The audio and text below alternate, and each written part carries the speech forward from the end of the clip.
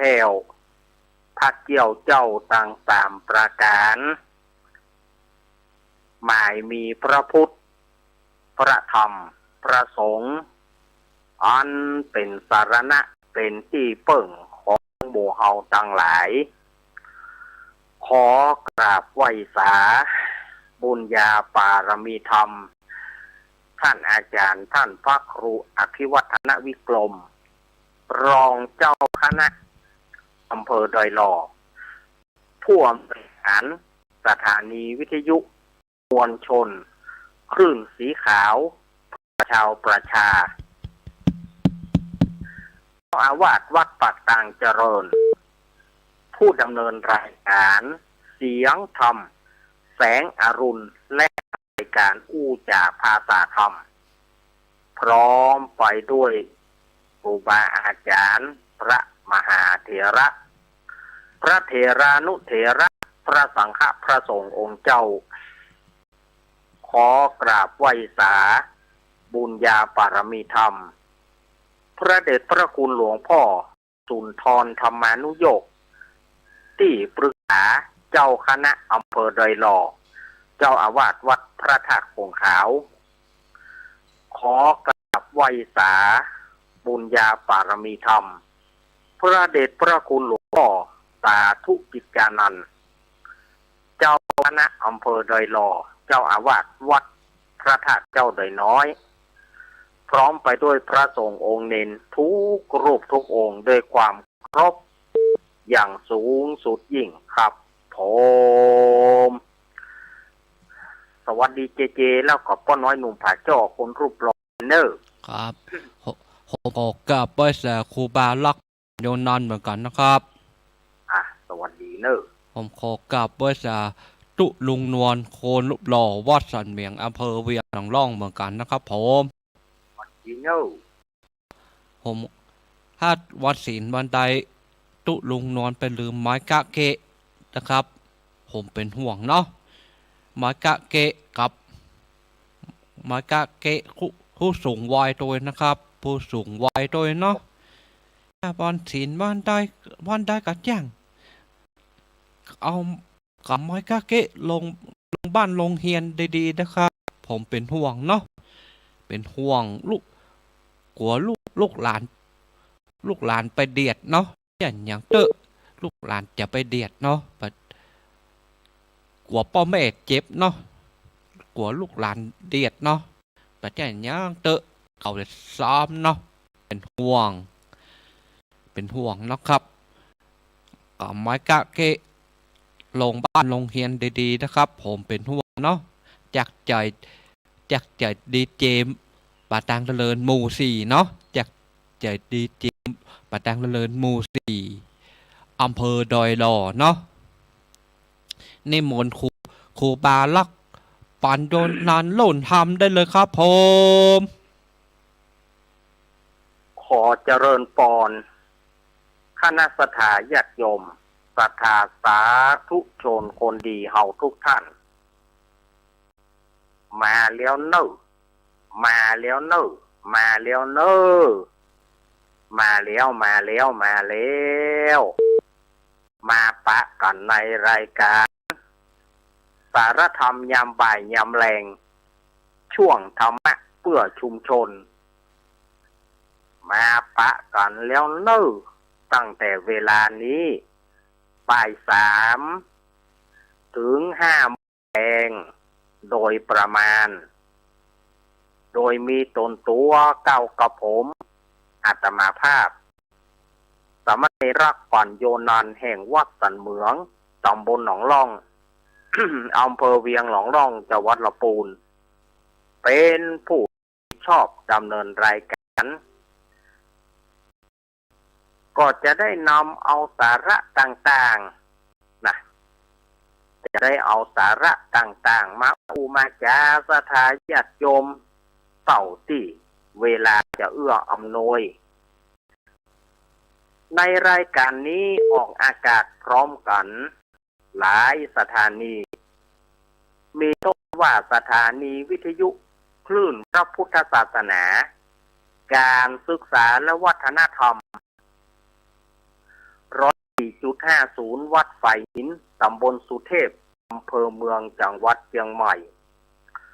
โดยเมตตาธรรมของท่านอาจารย์ท่านพระครูสมุวิสุวัฒน์วรจิตโจสถานีวิทยุวัดพระบาทอุดมน้ำบ่อสาวา 89.50 เมกะเฮิรตซ์อำเภอฝางโดยเมตตาธรรมของพระเดชพระคุณหลวงพ่อสุจิตานุรักษ์ด็อกเตอร์ท่านอาจารย์จำเริญโชติธรรมโมสถานีวิทยุห้วยตองซักเรดิโอ 98.75 เมกะเฮิรตซ์วัดห้วยตองซักตำบลขวงเปาอำเภอจอมทองจังหวัดเชียงใหม่โดยเมตตาธรรมของหลวงพ่อวาปีวรมานิชสถานีวิทยุมนเสียงธรรม 106.25 เมกะเฮิรตซ์วัดบุพารามตำบลจ้างเคิ่งอำเภอแม่แจ่มจังหวัดเชียงใหม่โดยเมตตาธรรมของพระเดชพระคุณหลวงพ่อมงคลวิสิทธิ์เจ้าคณะอำเภอแม่แจ่มและท่านปลัดอุทัยทั้งสองท่านสถานีวิทยุแม่วางเรดิโออำเภอแม่วางสถานีวิทยุวัดศรีปันเงินอำเภอสันป่าตองสถานีวิทยุบ้านแป้นเรดิโอบ้านแป้นอำเภอเมืองจังหวัดลำพูนสถานีวิทยุคลื่นสีขาวเพื่อชาวประชา 106.50 เมกะเฮิรตซ์วัดบรรพตสถิตตำบลพระบาทอำเภอเมืองจังหวัดลำปางโดยเมตตาธรรมของท่านอาจารย์พระมหาสมชาติชาตะปัญโยสถานีวิทยุลำปางสตาร์ 101.25 เมกะเฮิรตซ์ของคุณโยมดารุณีนี่ก็คือรายชื่อรายนามของสถานีวิทยุต่างๆที่เปิดลิงก์สัญญาณเข้าสู่เครื่องรับวิทยุสถาญาติโยมต่างหลายได้ฟังขออนุโมทนาขอบคุณท่านหัวหน้าสถานีเจ้าหน้าที่ทุกฝ่ายช่างคอนโทรลช่างเทคนิคทุกท่านไว้ณโอกาสนี้ตัวยมาปะก่อนวันนี้เป็นวันอังคารที่30มิถุนายนพุทธศักราช2506เดือน10เหนือนะเดือน10แรกเดือน10เหนือเดือน8ใต้แฮมมานี่1ค่ำพร้อมว่าเป็นวันอังคารสถาญาติโยมเลิกวันนี้เป็นใจเลิกแต่ไปตัดวันเสียเหียเดือนแฮมออกมาไม่แกะเดือนแฮมออกมาไม่แกะไปเป็นวันเสียเหียก็ใช้การไม่ได้มุ้ยสลุยกุ้ยใช้การไม่ได้เนาะวันนี้เป็นวันเสียประจำวันเดือน10เนอะนับจากวันพุธนี้ไปต้นไปเอาบัดนับวันนี้แล้วนะเอาวันพุธนี้ไปต้นไปก็เหลือเวลาแถม29วันวันพุธจะเป็นเดือนกรกฎาละวันพุธจะเป็นวันที่1เป็นเดือนกรกฎาคมนับจากวันพุธไปก็เหลือ29วันนะกะเนาะ29วันอย่าง29วันก็จะเข้าพรรษา29วันจะเข้าพรรษาสถาญาติโยมฉะนั้นสถาญาติโยมไผที่จะไปรักษาอุโบสถศีลไผที่จะไปนอนวัดนอนวาซื้อหมูซื้อสูตรไว้หรือยังไผจะไปนุ่งขาวห่มขาวไปวัดไปวาเตรียมชุดขาวไว้เนอเพื่อไปไหว้พระสวดมนต์นั่งกรรมฐานไปไหว้พระสวดมนต์ไปนอนวัดนอนวาปีนี้วัดอาตมาปีนี้ก็ยังบอกฮู้แต่นะว่าปีนี้จะเพิ่มหรือว่าจะน้อยปีนี้อาตมาก็ยังบอกฮู้เตื้อเพราะมีไผมาแจ้งเส้นเตื้อ ปีแล้วนี่10ปลายนะปีนี้นี่บอกฮู้ว่ามันจะเพิ่มหรือว่าจะขึ้น นอกปีนี้ก็คอยดูศิษย์ครูรอยกันต่อไป นี่ก็การเข้าพรรษาก็อาทิตย์หน้าแม่น่ะกะอาทิตย์ที่12ก็พากันไปที่วัดโสพนารามห้วยงูน้อยเนอะนี่ก็แจ้งนะสถานญาติโยมวันที่12วันอาทิตย์อาทิตย์หน้าพุ่นนะบัดจะอาทิตย์วันพุธวันหืนนี่มใจนะอาทิตย์หน้าพุ่นอาทิตย์วันที่12ก็จะพากันไปที่ห้วยงูน้อยเนอะวัดห้วยงูน้อยแม่บุญปานชื่อเนี่ยแม่บุญปานตาเหียงปากันเมื่อใดเนี่ยเนาะแม่บุญปานชื่ออย่างก็ระวังเด้อถ้าไปงานบ้านเปิ้นว่าเอาประกอบยวกบ่ฮู้เรื่องเด้ออันน้ำว่ากันนะพวกเปิ้นบ่ฮื้อหยังกินนะกันเนาะบ่ฮื้อกินแล้วปากมันดียกขึ้นมาเดี๋ยวโตนเจ้าแม่เฮ้ยระวังเด้อระวังแม่บุญปันตาเหียงเอาประกอบเล่นประกอบบัดจะประกอบมือนะประกอบนั่นน่ะอย่างที่เขาเอาบุบฝาบ้านอย่างบอกหัวเนอะบุบฝาบ้านเตะบ้านไหนอย่างมุยสอนมุยคอนหัวแปะที่เขาเอาจ้างบุบเตะเล็กแล้วกะเอาปูนเอาเล็กคอนปอนก็แน่ก็เล่นกันไปสถานญาติโยม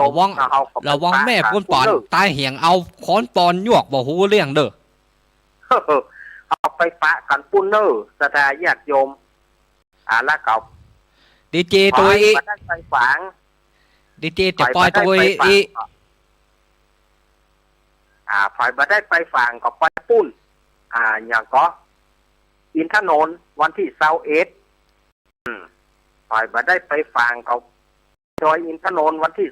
21ขึ้นบนดอยบนเหิดแต่ว่าขอบอกไว้ว่าเตรียมเสื้อกันหนาวเตรียมเสื้อกันหนาวและแกเสื้อกันฝนเพราะว่าตั้งปูนนี่มันจะมีฝนตกอยู่ตั้งดอยอินทนนท์นะเอาเสื้อกันฝนไปตัวเสื้อกันหนาวไปให้เรียบร้อยเนอะเขาไปยามนี่ไม่หนาวอย่าบักเกียมไปแล้วไปหนาวปูนนะมันหนาวนะบนผู้สุดมันหนาวนะสถานญาติโยมจะไปแล้วปอมาจะว่าแต่หนาวแต่กว่านี่นะมันหนาวแล้วมันมีฝนตัวเอาไปถึงผ้ากันหนาวผ้ากันฝนนะเอาไปตัวแล้วก็เปิ้นจะวางศิลาฤกษ์เปิ้นจะสร้างพระธาตุขึ้นมาแถมองค์หนึ่งพระธาตุรอ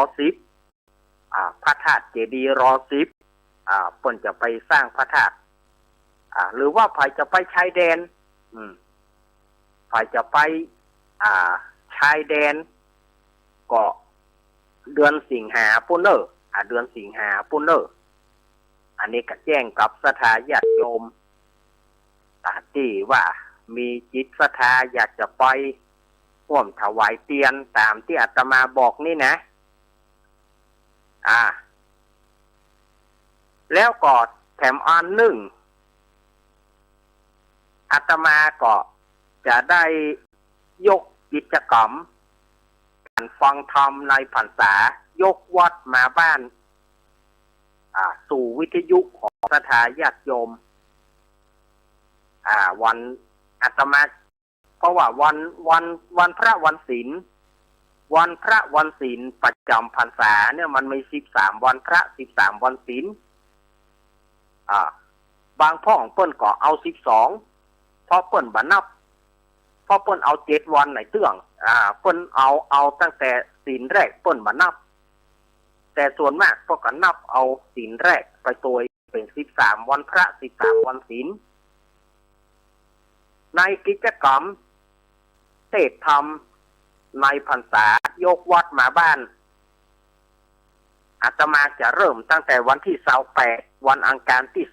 28 เป็นต้นไปอาตมาจะเริ่มตั้งแต่วันอังคารที่28เป็นต้นไปจนถึงเดือนตุลาคมพุ่นนะวันที่28แล้วก็ออกพรรษาวันที่หยังออกพรรษาวันที่27ตุลาคมตุลาคมก็อาตมาก็ศรัทธาญาติโยม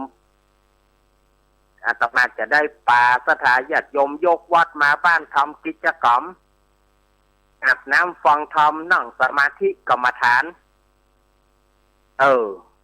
มีพิธีกรรมต่างๆที่จำลองมาจากวัดจากวามาให้ศรัทธาญาติโยมได้ฟังฉะนั้นศรัทธาญาติโยม ภายมีจิตศรัทธาอยากว่าภายมีจิตศรัทธาที่อยากจะบูชากันเทศในพรรษาจะตลอดพรรษาก็ได้หรือว่าวันพระใดวันพระนั้นก็ได้จะเท่าใดก็ได้สำหรับศรัทธาญาติโยมที่จะบูชากันเทศปัจจัยถึงมดถึงมวลที่ญาติโยมบูชากันเทศมาอาตมาจะเอาบำรุงก้าน้ำก้าไฟของวัดปากกลางเจริญและบำรุงก้าน้ำก้าไฟของสถานีวิทยุห้วยตองซักอำเภอจอมทอง 98.75 เมกะเฮิรตซ์อันนี้ถ้าใครจะร่วมบูชากันเทศจะเท่าได้ก็ได้ญาติโยมก็แจ้งที่อาตมาว่าจะขอบูชากันเทศจะตลอดหรือว่าจะเอาวันพระใดวันพระนั้นก็ได้ก็แจ้งกับอาตมาได้ที่0832140135และ0837611775สำหรับศรัทธาญาติโยมที่จะบูชากันเทศโซนใต้เฮาโซนใต้เฮาเวียงหนองล่องเวียงหนองล่อง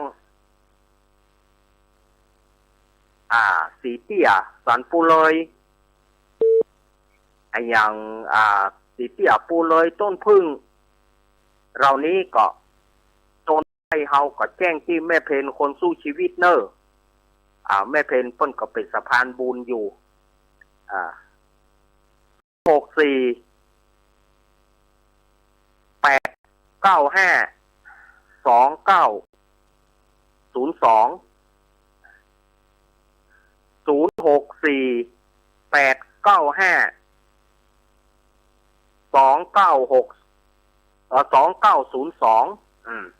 อันนี้ก็ถ้าว่าฝ่ายที่จะหอมตังแม่เพนมาหรือว่าศรัทธาญาติโยมที่หิมกิมใกล้กันจะมาหอมที่อาตมาก็ได้บูชากันเทศนะแต่ก็ขอให้ญาติโยมเขียนถ้าจะให้ดีแต่ญาติโยมก็สมมติญาติโยมบูชากันเทศก็เอาใส่ซองให้เรียบร้อยเอาใส่ซองแล้วก็เขียนวงเล็บที่มุมซองว่าบูชากันเทศขอให้ญาติโยมเขียนให้เรียบร้อยเขียนวงเล็บที่มุมซองว่าบูชากันเทศจะเท่าใดก็ได้อีแม่มีน้อยเดียวก็ได้บาท2 บาทก็ได้มีเท่าใดก็ได้แต่ขอให้เอาใส่ซองให้เรียบร้อยเอาใส่ซองแล้วก็เขียนว่าบูชากันเทศออกพรรษาแล้วอาตมาก็จะรวบรวมเอาส่งท่านอาจารย์ท่านพระครูอภิวัฒนวิกรมแล้วเปิ้นจะได้จัดสรรปันส่วนว่ากำกะน้ำกับไฟวัดปากกลางเจริญเท่าใดกำสถานีห้วยตองซักเท่าใดอันนี้เอาตามนี้นะสำหรับศรัทธาญาติโยมฝางแม่อายชัยประการอยากจะทำบุญกับอาตมาบ้านหิมกิมใกล้กันที่อยากจะทำบุญที่ตังฝางแม่อายชัยประการก็ ไปปะอาตมาที่ห้วยงูในเนาะ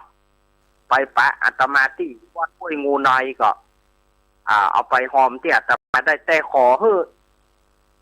จะไปเอาปัจจัยมาได้ใส่ซองจะไปขอเฮ้อเขียนเฮ้อเรียบร้อยเขียนเอาใส่ซองเฮ้อเรียบร้อยเนอะใส่ซองว่าบูชากันเทศจะไปเอาสักเจก็จะไปแต่ว่าจะไปเอาสตางค์ไพ่มาจะไปเอาสตางค์ไพ่สตางค์บ่ใส่ซองมามันยุ่งเนาะขอเอาใส่ซองแล้วก็เขียนให้เรียบร้อยเขียนชื่อของญาติโยมแล้วก็บูชากันเทศมีชื่อของญาติโยมให้เรียบร้อยแล้วก็เขียนชื่อญาติโยมจำนวนปัจจัยแล้วก็วงเล็บว่าบูชากันเทศขอให้จะไปเอาปัจจัยอันสตางค์ไพ่มามันจะยุ่งอันนี้ปูจ้ากันเต้นเนอะห้องไผ่เป็นห้องไผ่มันยุ่งยากยุ่งหยาบขอให้ญาติโยมใส่ซองแล้วเขียนชื่อชื่อที่อยู่ของญาติโยมเขียนชื่อที่อยู่ของญาติโยมให้เรียบร้อยแล้วก็วงเล็บว่าบูชากันเทศ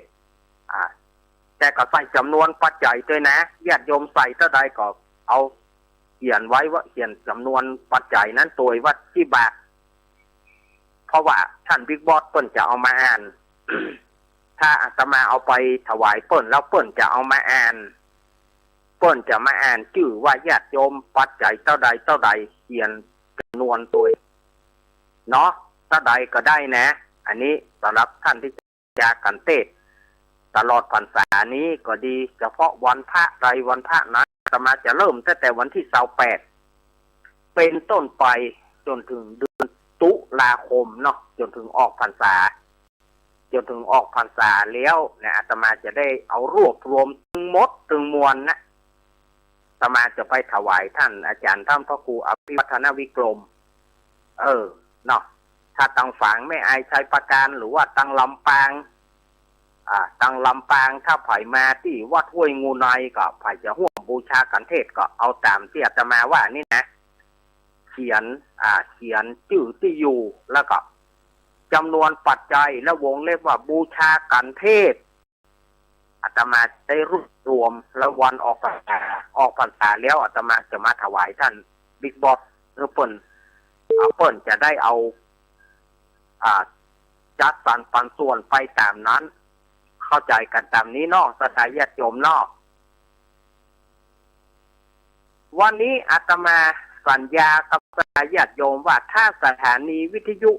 โซนใต้ดังแล้วอาตมาจะปิกเอานิทานในวัน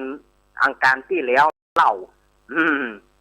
เพราะว่าวันอังคารที่แล้วเนี่ยอาตมาเอานิทานเล่าแต่ว่าโซนใต้เฮาบ่ได้ยิน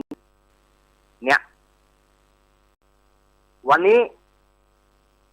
อาตมาภาพก็จะเอานิทานที่เล่าวันอังคารแล้วปิกมาเล่าลืมแถมกำหนึ่ง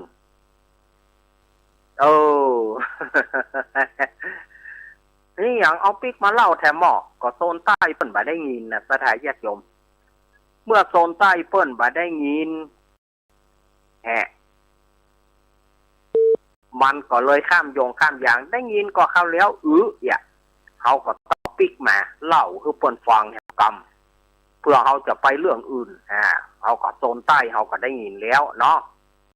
เอาเข้าใจกันตามนี้เนาะสถาญาติโยมบ่โคตรกันเนาะวันนี้อาตมาภาพเอานิทาน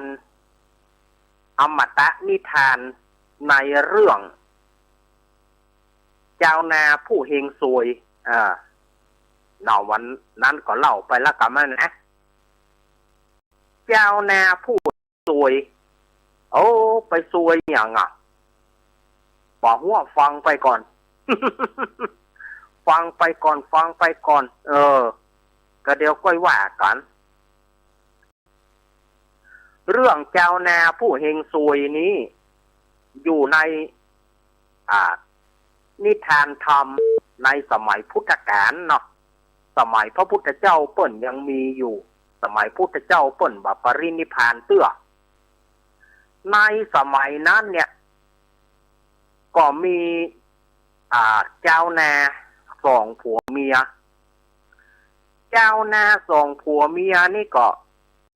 ความทุกข์ความยากเนาะแจ้งมาก็ไปไถนา ไถนาปลูกข้าวอย่างกะตามวิถีชีวิตของเจ้านาเฮาแต่ว่าอยู่ใกล้วัดแต่บ่ได้เข้าวัดนี่สองผัวเมียนี่นะอยู่ใกล้วัดแต่บ่มีโอกาสเข้าวัดก็เข้าจำพวกว่าใกล้เกลือกินด่างนั่นเนาะเปิ้นว่าใกล้เกลือกินด่างหรือว่าเปิ้นน้องแถมแนวหนึ่งอยู่ใกล้เป็นช่างปั้นหม้อน้ำแต่บ่มีหม้อใจเนี่ยมันอย่างเงี้ยที่โคเข้าตาเนี่ยเนาะมันแปลได้หลายอย่างนะแปลได้หลายอย่างในสมัยนั้นการแจ้งมาท่านหน้านี้มันเป็นหน้าไถนาแล้วหรอกสมัยก่อนนะหน้านี้มันเป็นหน้าไถนาละผัวก็จูงควายไปแหละ ผัวก็จูงควายไปเฮ้ยว้าอย่า สมัยก่อนนึกงอกนะแต่พออินดูควายเนาะมันกระแสนที่มันจะมาให้ไปนะเนาะมันลูกเจ้าอย่างเนาะไหลเปิ่นไปฟาดเปิ่นไปให้ดีซะขี่โบกขี่บะมันให้ขี้ค้านมันหมดนะมันปากมาได้เนาะ เขาไถนานี่ยามเขาไถนานี่เขาตึงหูลูกปดควายมันตึงอึดอัดยืดยากเฮ้ยหางเชือกเขาฟาดโดยให้ดีกับสวัสดิ์ขี้เปอะเขาใส่สวัสดิ์ขี้เปอะใส่เจ้ามันกาเผลอเหี่ยวกาที่ลงกามันตึงสารพัดสารเพกว่ามันจะไปได้นี่นะมันได้ว่าขี้ข้าโคนเฮานี่มันก็ต้องการให้ไถนาให้มันเลี้ยวเนาะไปกะวอกเฮ้ยไปกะห้าเฮ้ย ห้าปักห้ากินไปกะ มันดึงโคนเฮามันต้องการงานที่มันเลี้ยวนะเสือเอาอินดูควายเหมือนกันเนาะไปกะตาบอดตาลมเปิ้นไปมึงยังบอกไปเต้าบะเดียวมันนึงสารพัดเอามาด่าควายอย่าสั่นมุยโจดดิจ้ะ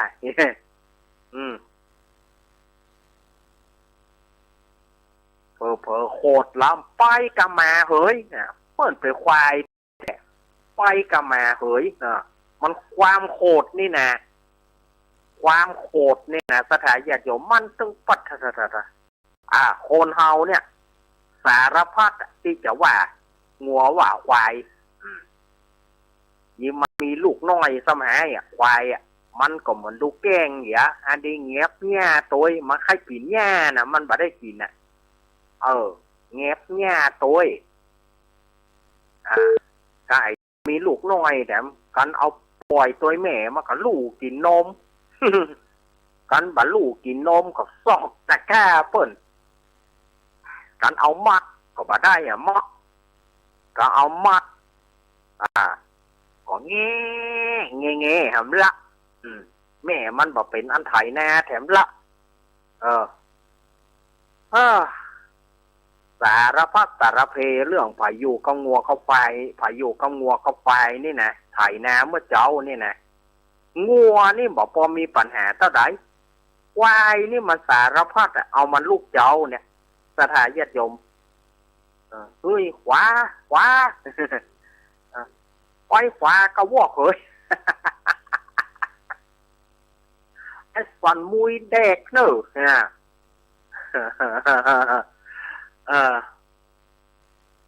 สารพัดแต่เรื่องพายุกับงัวเข้าไปสมัยก่อนไถนานะโอ้ยังบอกไปทางหน้าเต้าประเดียวแต่กันอันนี้ก็เหมือนกันแจ้งมาก็ ผัวไปไถนะควายมาเมียขอเข้าไปส่ง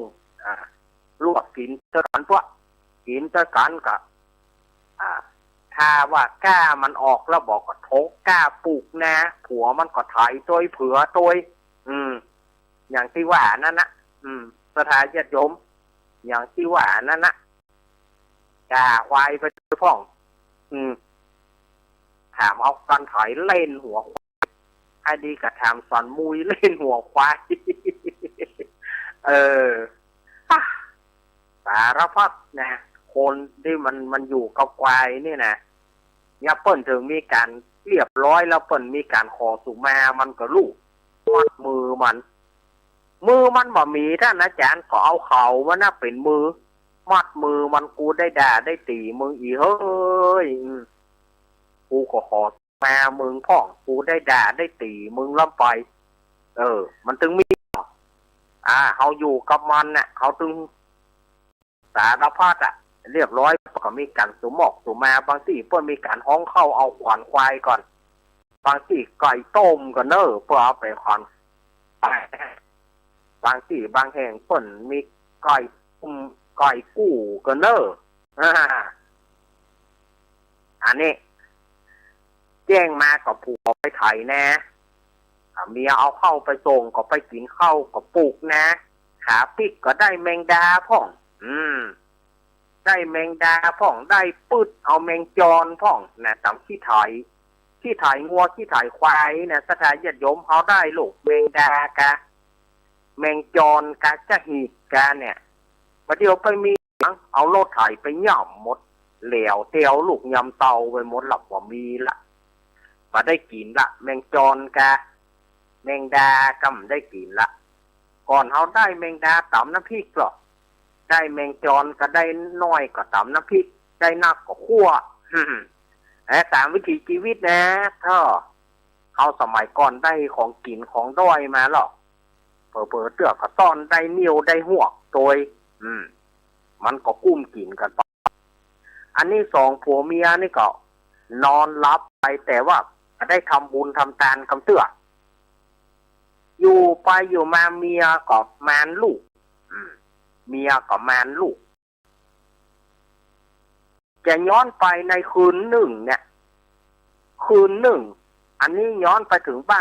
นเศรษฐีคนหนึ่งก็เศรษฐีไปเสาะเบี้ยหาเงินต้นไปค้าไปขายได้เงินได้ทองมาก็สมัยนั้นมันมีธนาคารเนาะได้มาก็เอาไว้กับบ้านกับจองไงกะคือว่าจะเอาไว้เป็นทุนไปหมุนไปค้าไปขายแทน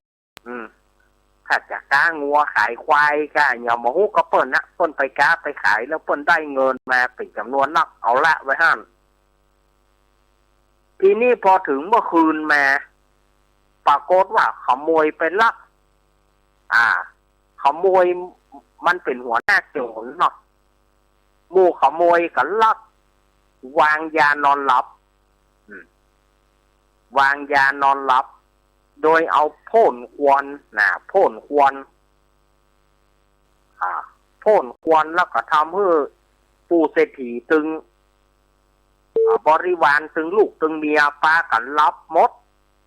ขโมยกันร้อนต้อยหมดเลยร้อนแล้วก็ด้วยความรีบร้อนเนาะด้วยความฟังเขาก็ฟังบลาดกาเกกโดดลงเรือเศรษฐีก็ไปถึงป่าหญ้าแห่งหนึ่งซึ่งป่าหญ้าแห่งเนี้ยก็ไปปากตีนาของพ่อใจเจ้านาคนนี้พอดีไอ้นั่นมันถ้าจะกล่อมมันหอบเงินบ่เป๊ะเรื่องมันเนาะหอบเงินนะหอบบ่เป๊ะก็เอาไปซุกป่าหญ้านะอย่าถุงเอาไปซุกป่าหญ้าที่พ่อใจคนนั้นจะไถนากูเตือนนะเอาไปซุกป่าหญ้ามันถ้าเอาไปบ่เป๊ะมันถ้าโล้นมือมันพอดีว่าพ่อใจเจ้านาคนนี้ก็ฝันพอดีนะฝันว่างูมือมันงูคบมืองูเห่านะ ก่อนว่าปะงูเห่าครบมือโอ้ยโอ้ยโอ้ยข้าตายแน่แล้วงูครบข้าเอกอะมันก้องออกมาหรอกก้องออกมาเมียมากระถามว่าสู้เป็นยังข้าวฝอนสู้เฮ้ยข้าวฝอนงูครบมือข้าโอ้ยอย่างใดเนี่ยข้าวฝอนงูครบมือข้าตรงบอกให้ไปทำนาบอกให้ไปไถนารู้เมียมาก็ว่าบอกไปไถกันเนี่ยได้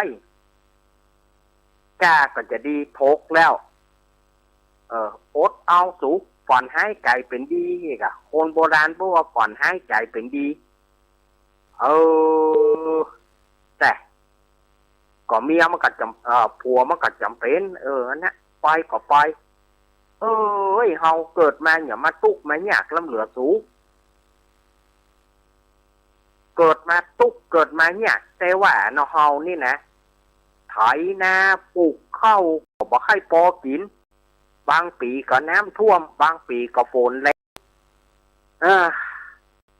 ปลูกข้าวปลูกหยังก็บ่ค่อยพอกินบางทีก็เข้ากะน้ำเข้ากะควายสารพัดที่เปิ่นจะมาเอาบอกกุ้งกินเขามันเนี่ยได้ล่ำเหลือเมียมาก็ว่ามึงไปได้ทำบุญนะกับสู่เฮ้ยข้าว่าไปทำบุญเนี่ยพ่องเตอะไปทำบุญที่ไหนก็ไปทำบุญที่วัดพระเชตวันเนี่ยวัดของพระพุทธเจ้าเนี่ยก็อยู่บ่ไกลจากเฮารู้เฮาก็บ่ได้ไปทำบุญสู่หู้จักกับพระพุทธเจ้านี่นะผัวมันสู่หู้จักกับพระพุทธเจ้าก็หู้จักอยู่สมัยข้าไปรับจ้างตัดอ้อยเปิ้นเล่ากันว่าพระพุทธเจ้าเปิ้นมีคุณอเนกอนันต์ต่อโลกทั้งสามอีนะได้ยินเปิ้นเล่ามาข้าก็บ่ได้ไปคำเสือก็เมาตุกเมาหยากนะสู่เฮ้ยข้าก็ว่าจะหาโอกาสไปสักเตืออีนะเฮาไปเฮาจะเอาอันอย่างไปสู่เฮ้ยจะไปทำบุญตักบาตรก็เฮาจะเอาอันอย่างเข้าบางวันก็มีกินบางวันก็บ่มีกินแต่ถ้าว่าจะถวายพุทธเจ้าเจ้ามันยังบ่มีจะกินบางทีจะเอาเลี้ยงแหมาตวงยังบ่ได้เขาจะเอาอันอย่างมาถวายพระพุทธเจ้าเล่าบ่ไปเตื้อ เนี่ยเพิ่นว่าแต่บ่ไปเตื้อมีโอกาสไปทำบุญเด็กกันไปกันมาก็บ่รับแล้วนะกันไปกันมาสู่เฮยแย่งละไว้ไก่ขันแล้วพอจะขันล่าขันเลยละไก่พอจะดีขันล่าขันเลยละก็ไปสู่ลูกไปละกะหุงข้าวเว้ยลูกอะหุงข้าวแล้วสู่ได้อย่างมานี่แต่ว่าก็ได้อย่างได้แมงดาได้กะได้อย่างเอาตำน้ำพริกเนอะ น้ำพริกแมงดาเขาเข้าหุงไม่ลำวะฮะบอกเฮ้ยมันความทุกข์ความเนี่ยก็กินไปหมดอ่ะเนาะ เขามันต้องเข้านึ่งอ่ะเนาะเอาหลุมเล่นกันนะไผ่มักคิวไผ่มักคิวก็ล้ำคนใดบ่ชอบคิวมากับนักแกนน้ำพริกแมงดานี่นะ เนี่ยผัวมากับไปไล่ควายไปเฮ้ยไปถึงต่งถึงนาก็ไถนาไปนะพ่อใจคนนี้ก็ไถนาไปอย่างที่ว่านะขวาเอาวายเนี่ยได้หอมได้หลอบแล้วหรอกวายไปซ้ายไปปัดเจือกไปซ้ายมันก็ซ้ายนะเขาว่าเงาอย่างควายมันแค่อันนะมันก็หูลูกจักมันไปทางปัดเจือกไปทางใดมันก็ไปนั้นน่ะการว่ามันโมดนะก็วายเนี่ย แล้วก็มากืดใจไปตัวเอ้ยเฮานี่มาตุกแต่ตุกว่าหลังสู้ฟ้าหน้าหน้าสู้ดินเนี่ยเปิงประวัติกสิกรแข็งขังกระดูกขังของชาติแต่ว่าแล้วยังฮ้องเพลงไปตัวได้อยู่นะก็ใจคนนี้นะ กสิกรแข็งขังกระดูกเป็นกระดูกสันหลังของชาติไทยจะเรืองอำนาจเพราะไทยคือชาติกสิกร แต่หมูเหี่ยวปุ้นเลยกะไทยนาไปโอ้ยบางปีก็บักให้กุ้มกินหลังสู้ฟ้าหน้าสู้ดินพอเท่าขำนาเนี่ยเอ้ยใบเนี้ยก็บัได้กินเงียกไปก็บักให้กุ้มกินคอยสิเหตุจังได้เนาะคอยสิเหตุจังใดเนาะวะเป็นลาวกะ เอ้ยไถนาไปปลูกไปก็หมอกอันนะตุกก็ตุกหิวก็หิวหมูตัวเดียวก็ปากปืนเพื่อลืออยู่ไปอยู่มาอีป่อเหยอีแม่เหยมันบักให้กุ้งกินบักแจ้งอย่างเกี่ยวแล้วตีแล้วได้บะเหลือหยังเนี่ยเจ้านาเฮานี่นะอิดเปิ่นไปทำบุญกันโลก็มาได้ไปเอกะก็จมกึดไปตัวนะกึดไปตัวในขณะนั้นก็ในขณะที่ปัจจัยนี่ไถนามันแจ้งพอดีแล้วหรอมันแจ้งพอดีก็ไปหันใส่ตู้เจ้า2 รูปไปหันใส่ตู้เจ้า2 ตนกำลังอุ้มบาดมาใกล้ผ่านหนทางที่เขาไถนานะโอ้ปอใจคนนี้กับพ่ออันนั้นพระพุทธเจ้าลูกอันนั้นพระพุทธเจ้าอันนั้นพระอานนท์ลูกกำลังจะกุมบาตรเฮาก็ให้ใส่บาตรบะหมี่อย่างใส่ก็ยกมือสาธุหลอกปอใจคนนี้ยกมือสาธุพระพุทธเจ้าค่ะมอบก็ผมบะหมี่อย่างใส่เนอสาธุ ผมบะหมี่อย่างใส่เนอสาธุก็พระพุทธเจ้ากับพระอานนท์เตียวมาระหว่างที่ป้าใจคนนั้นยุดไถนาป้าใจคนนั้นยกมือไหว้นั่นนะพระพุทธเจ้าก็ตรัสถามพระอานนท์พระพุทธเจ้าก็ตรัสถามพระอานนท์ว่าดูก่อนอานนท์เธอหันงูเห่าที่ป่าหญ้านั่นก่อนพระอานนท์ก็บอกว่าหันพระพุทธเจ้าค่ะตัวใหญ่เหรอแล้วมีปิดหายแหงขนาดแล้วพระพุทธเจ้ากับพระอานนท์ก็เตียวจากไปทีนี้ชาวนาคนนี้ก็มาคึดจะพระพุทธเจ้าถามพระอานนท์ว่าดูก่อนอานนท์เธอหันงูเห่าที่ป่าหญ้าหันก่อพระอานนท์บอกหันพระพุทธเจ้าค่ะตัวใหญ่แล้วมีปิดหายแห่งตัวงูเห่ามันมีไหน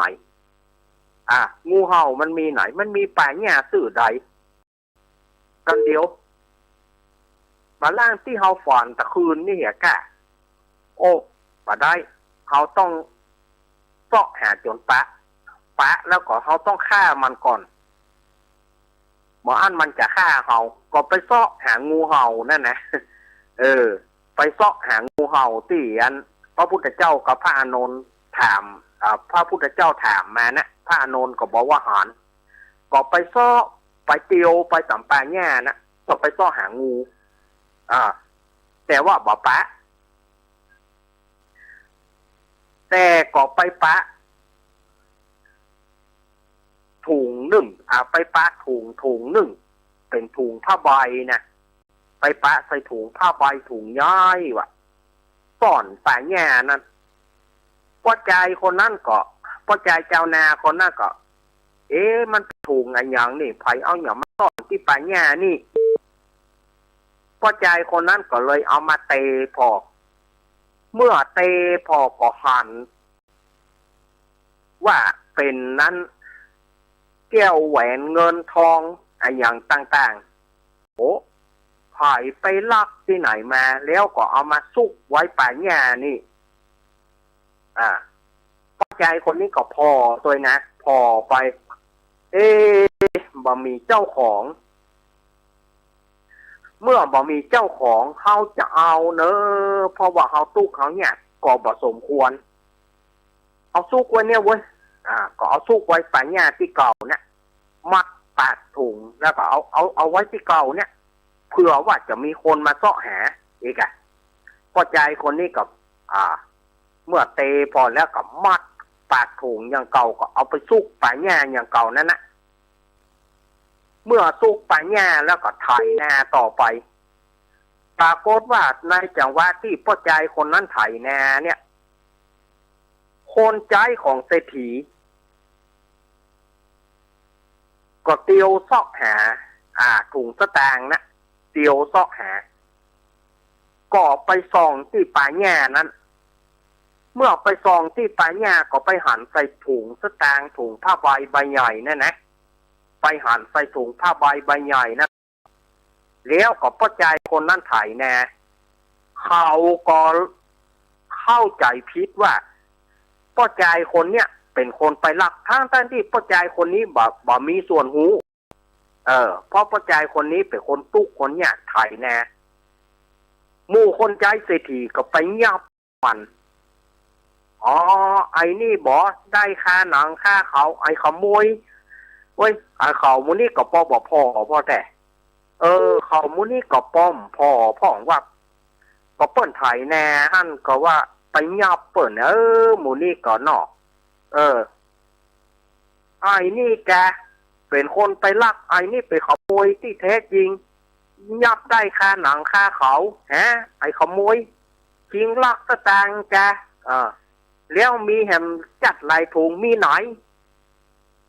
ใจคนนี้ก็พอใจเจ้านาคนนี้ก็โยงผมบ่หูครับป้าหูไอ้ป้าหูจะได้ยับได้ค่าหนังค่าเขานี่อย่าว่าพูดก็แกไม่เอาพอใจคนนี้ก็อู้จะดีนะผมบ่ได้ไอ้ผมบ่หูผมไถนาตั้งแต่เจ้าไถนานี่จริงวอกทิ้งวอกทิ้งกลางกะอันนั้นยอบได้ค่าหนังค่าเขายังว่าบัดนี่เธอแต่ยังว่าจะปฏิเสธอยู่กะเขาก็ลุ่มกันซ้อมมันเพื่อจะถามเอาถุงเงินที่เหลือนะก็ใจคนนี้ก็ผมบ่หูเนาะโอ้หมูนี่ก็เนี่ยเปิ้นว่ายังบะถามฮื้อทีฮื้อถ้อยเนาะอยู่ๆก็ไปยับเปิ่นแล้วไปตีเปิ่นเนี่ยสถาญาติโยมสมัยตะก้อนงัวควายหลุดเข้าบ้านเฮามัดคือเปิ่นมาหารใส่เปิ่นใจเปิ่นดีใจแต่บัดนี้นี่ถ้าว่างัวควายหลุดเข้าบ้านถ้าว่าเขาไปยับไปเขาจะยับเขา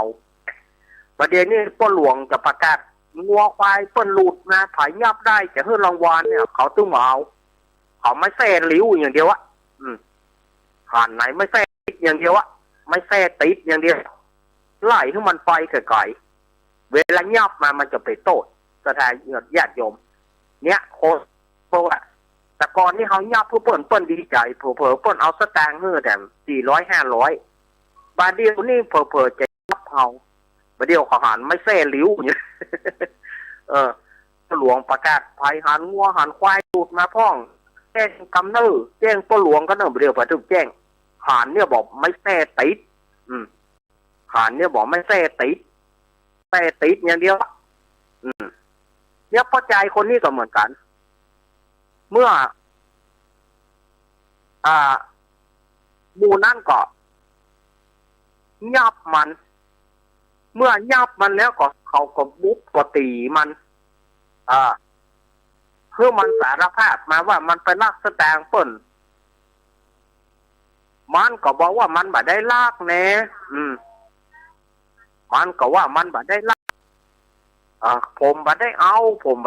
เขาก็ลากมันไปเอาไปเปี้ยเศรษฐีว่าเนี่ยพ่อเศรษฐีไอ้ขโมยที่ลักของพ่อเศรษฐีตะคุณนะมันเอาไปซ่อนไว้ป่าหญ้าปุ่น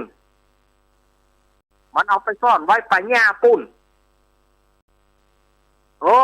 ไปว่างี้กันเนี่ยเศรษฐีซ้ำบอกว่าเคี่ยนมันเอาไว้เคี่ยนมันโบย50 กรัมเอ้ยเนี่ยคนเฮานี่มันมีก่อนเนาะโบย50 กรัมแล้วก็ส่งเข้าในวังส่งเข้าในวังเพื่อให้พระเจ้าประเสนที่โกศลวินิจฉัยเพื่อให้พระเจ้าประเสนที่โกศลตัดสินคดีเขาก็ลากมันเข้าในวังเมื่อลากเข้าในวังแล้วก็ทูลให้พระเจ้าประเสนที่โกศลทรงทราบพระเจ้าประเสนที่โกศลบอกโอ้ไอ้นี่รวยมันไม่ยอมรับกะเอาไปประหารวังเช้ามาหั่นจางลงเจ้ามูครบโอ้มันไปอย่างปูเปาเนาะ ไม่หวังเช้ามาหั่นจางลงเจ้ามูเพิ่มละวางเช้ามาหั่นจางลงเจ้ามูครบมันไปปูเนี่ยแล้วหาว่าเดี๋ยวบอกเฮ้ยสุมาเถอะมันไปอย่างปูเปาวุ่น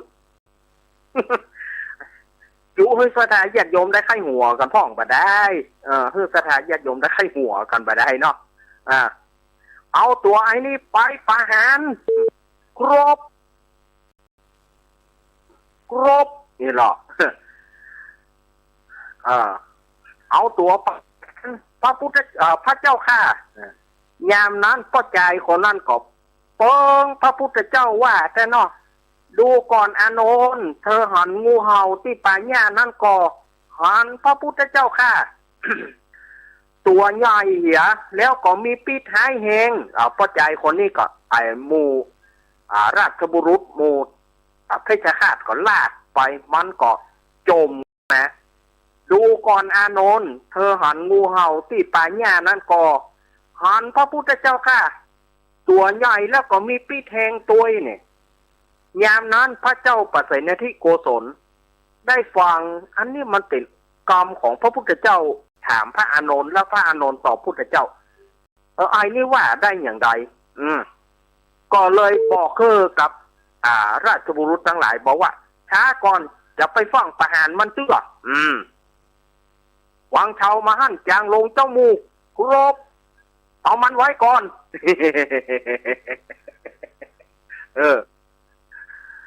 ขอให้พระเจ้าประเสนที่โกศลไปทูลถามพุทธเจ้าก่อนถ้าว่าพระเจ้าในที่โกศลไปถามพระพุทธเจ้าว่าอย่างไรแล้วก็ลงโทษมันภายหลังยังบาจบเจ้าเนอะแต่มันหมดเวลาเหี่ยก่อนมันหมดเวลาเหี่ยก่อนคำเดียวก็มาต่อเนาะกระเดียวก็มาต่อแถมเกิงหนึ่งแถมเกิงหนึ่งก็บอกเกิงแถมเหลือแถมน้อยเดียว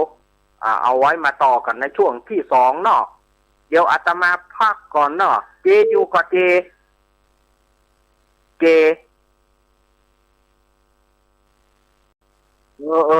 ขัดใจเวลาช่วงแรกหมดแล้ว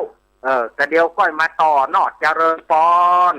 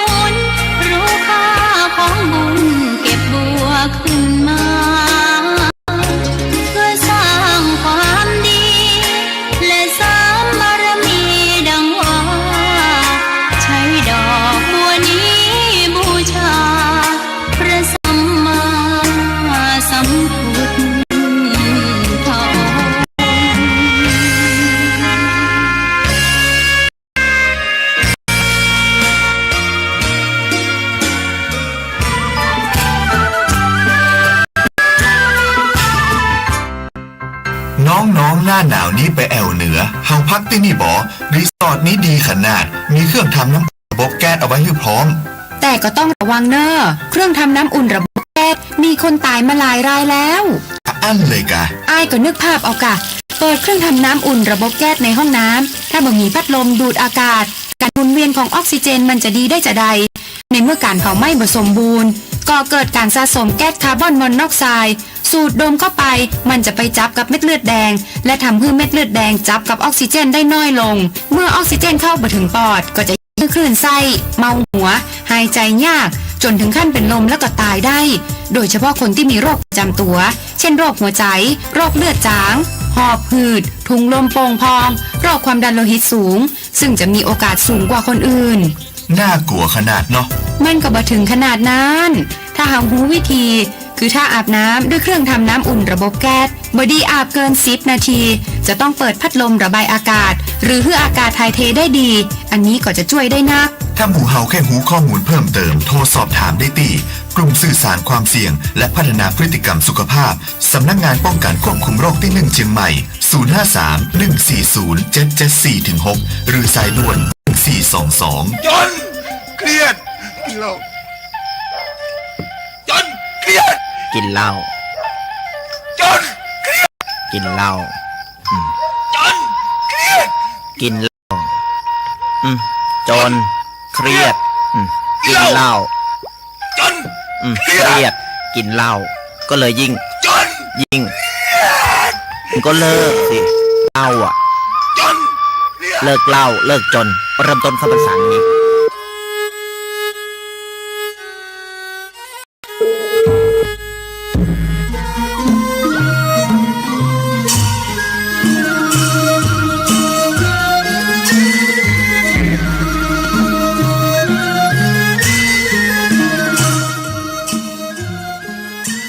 รอสายจากครูบาล็อกปัญโยนอนนะครับรอสายจากครูบาล็อกปัญโยนอนเป็นผู้เดียวนะครับผมกำลังติดต่อมาหาผมเนาะนิมนต์ครูบาล็อกโลดทับต่อเลยครับผมเอาแล้วเนอะสถานยัดผมมาถึงช่วงที่2ของรายการอารธรรมยามบ่ายยามแรงช่วงธรรมะเพื่อชุมชนก่อมาปะกันในช่วงที่2แล้วเนาะตั้งนอกนี่รู้สึกว่าจะสี่มวลโฟนจะตกออกไปนอกที่เนาะมวลโฟนจะตกอ่ะอากาศมันเหมือนหน้าหนาวอ่ะอากาศมันมัวอุ้งจุ้งวะต้องสันเมียงนี่ฝนตกบ่ได้ลมมีก่อครับมีนะลมแน่ลมมีแล้วก็อากาศเหมือนกับหน้าหนาวอ่ะอุ้งจุ้งวะมันอย่าใดนะ ปีนี้น่าจะหนาวเจ้าเนาะสถานญาติโยมอาตมาว่านะปีนี้นะน่าจะหนาวเจ้าเนาะขอถามหน่อยครับสันเมียงนี่ลมแหงกว่าครับก็โมนะตะกี้นะน่าจะแหงอยู่เพราะว่าพอออกไปมันเอื้อนแล้วหรอออกไปแล้วมันเอื้อนแล้วนะแต่ว่ามันก็อุ้งจุ้งว่าอย่างว่านะมันเหมือนกับหน้าหนาวอ่ะเหมือนกับขอถามหน่อยครับอย่างได้มันอันอย่างได้ครับที่มันเอี้ยนอย่างได้ครับมันบะลมละมันเอื้อนไปละมันย้างไปละเอาง่ายๆคำว่าเอื้อนนี่พอใครหูล่ะมันย้างไปละมันอ่อนไปละศรัทธาญาติโยมสาธุชนตั้งหลายต่อไปก็มาฟังนิทานกันต่อเนาะที่ตะกี้นี่เขาตึกกันว่าพ่อใจคนนั้นพระเจ้าประเสริฐที่โกศลบอกให้เอาไปประหารพ่อใจคนนั้นก็เลยบอกว่าเปิงพระพุทธเจ้าว่าเนาะเห็นว่างูก็คือถุงสตางค์นั่นนะเปิงพระพุทธเจ้าถามว่าดูก่อนอานนท์เธอหันงูเนี่ยนั้นก็ หานพระพุทธเจ้าค่ะตัวใหญ่แล้วก็มีปิดแหงหายแหงขนาดก็ใจคนนั้นก็พร่ำว่าอย่างเงี้ยดูก่อนอานนท์เธอหันงูที่ป่าแง่นั่นก็หันพระพุทธเจ้าค่ะตัวใหญ่แล้วมีปิดหายแหงยามนั้นพระเจ้าประเสนทิโกศลก็ว่าอันนี้มันเป็นกรรมพระพุทธเจ้าถามพระอานนท์แล้วพระอานนท์ก็ตอบพุทธเจ้าไอ้ตัวนี้มันเอามาว่าอย่างใดมันเอากรรมพุทธเจ้าลูกที่ไหนมาพระพุทธเจ้าว่าแต่ก็เขาควรจะชะลอการประหารมันเพื่อเขาจะไปทูลถามพุทธเจ้าก่อนเขาจะไปทูลถามพุทธเจ้าก่อนว่าพระพุทธเจ้าได้อู้อย่างอันแต่ก็ก็เลยบอกคือโมทหารวางเชามาหั่นจางลงเจ้ามูครบหยุดการประหารไว้ก่อนครบ มัน เนาะบอกว่ากันนะเอามาผสมประสานกันเนาะสถานญาติโยมเสร็จแล้วก็พระพุทธเจ้าไม่ใช่พระเจ้าประเสนทิโกศลก็เดินทางเข้าเฝ้าพระพุทธเจ้าที่พระเชตวันมหาวิหารเมื่อไปถึงก็ถวายบังคมพุทธเจ้าข้าแต่พระองค์ผู้เจริญก่อนที่ม่อมฉันจะมาเนี่ยม่อมฉันได้ยับขโมย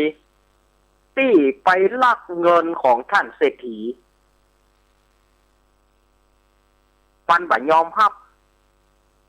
ม่อมจะเอามันไปประหารชีวิตแต่ว่ามันได้อู้ถึงเป็นคำถามกับคำตอบคำถามของพระองค์ตอบของท่านอานนท์คำถามของพระองค์ว่าดูก่อนอานนท์เธอหันงูเห่าที่ป่าหญ้านั้นก่อนท่านอานนท์ว่าหันพระพุทธเจ้าค่ะตัวใหญ่แล้วมีปิดหายแหงตัวมันหมายความว่าจะใดพระพุทธเจ้าค่ะอันนี้พระเจ้าประเสริฐโกศลถามนะเมื่อนั้นพระพุทธเจ้าก็ได้ตอบว่าดูก่อนมหาบพิตร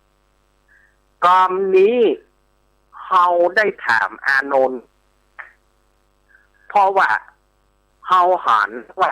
พ่อใจคนเนี่ยกำลังไถนาอยู่เขาก็ไปโปรดพ่อใจคนนี้ถ้าเกิดว่าเขาบอกไปโปรดพ่อใจคนนี้เขาจะต้องถูกประหารชีวิตโดยคำสั่งของมหาบพิตรเป็นแน่นอนเขาเลย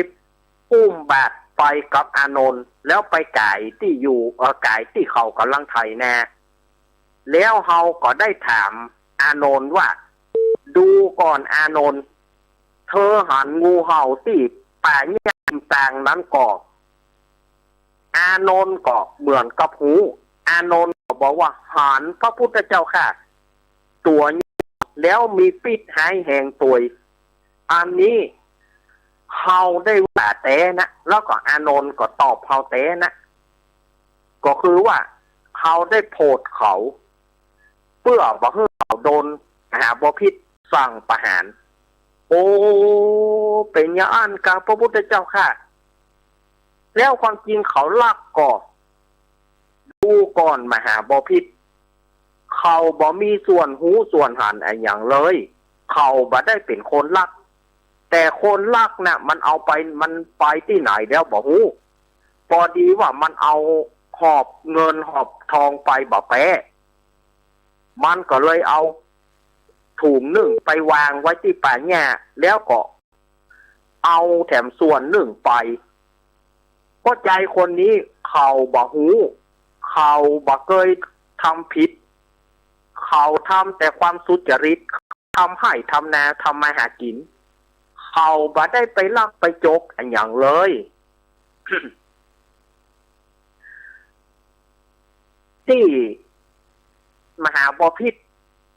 ที่คนใจเศรษฐีหันก็เพราะว่าหันซองหน้าซองตาว่าถุงเงินถุงทองเนี่ยอยู่ที่เขาใกล้ที่เขาไถนะฮะคนใจเศรษฐีก็คิดว่าเขาเป็นขโมยก็เลยยับเขาเมื่อยับเขาแล้วก็เอาไปหาเศรษฐีเศรษฐีก็บัดถามบัดท่องก็ด่วนเอาไปหามหาบพิตรมหาบพิตรก็สั่งให้เอาไปประหารแต่เขาได้จำกรรมของเขากับอานนท์นะที่ถามตอบกันเขาก็เลยปากคำเนี้ยว่าเปิงพระพุทธเจ้าว่าแต่รู้แต่ดูก่อนอานนท์เธอหันงูเห่าที่ป่าหญ้าหิมตางนั้นก่อนหันพระพุทธเจ้าค่ะตัวใหญ่แล้วปิดหายแหงตัวคำว่างูเห่าตัวเนี้ยก็คือถุงเงินนั่นแหละมหาบพิตรขอถวายพระพรพระโกศลได้อย่าอ่านหน้าบุญหน้าบุญไกวหน้าบุญที่มอมฉันเนี่ยบ่ประหารคนบริสุทธิ์ถ้ามอมฉันหุนหันพันแหล่นหน่อยถ้าเขาบ่ว่าจาของพระองค์กับท่านอานนท์เนี่ยเขาก็คงตายแล้วบาปก็คงจะมาหามอมฉันเป็นแน่แท้เขาบ่ได้ผิดเลยเขาบ่รู้เรื่องรู้ราวเลยม่อมฉันประหารผู้บริสุทธิ์แล้วม่อมฉันเกือบประหารคนบริสุทธิ์แล้วม่อมฉันขอทูลลาพระพุทธเจ้าค่ะเพื่อจะไปปลดปล่อยเขาเจริญพรมหาบพิตรขอถวายพระพรพระเจ้าประเสนทิโกศลก็เลยปิดเข้าวังมาวางเท้ามาหั่นจางลงเจ้ามูครบ เก็บมีดเจ๊กะยุดการประหารชีวิตเขาอย่างนั้นสิทีเขาว่าโหมันลักสตางค์ผมมันลักสตางค์ของข้าพระองค์นะพระเจ้าค่ะเขาบ่ได้เอาเขาบ่ได้เป็นคนลักถ้าอยากจะหูจงเอาเขามานี่วางเจ้ามาหั่นจางลงเจ้ามูครบเอาเขามาหาเอานี่ครบ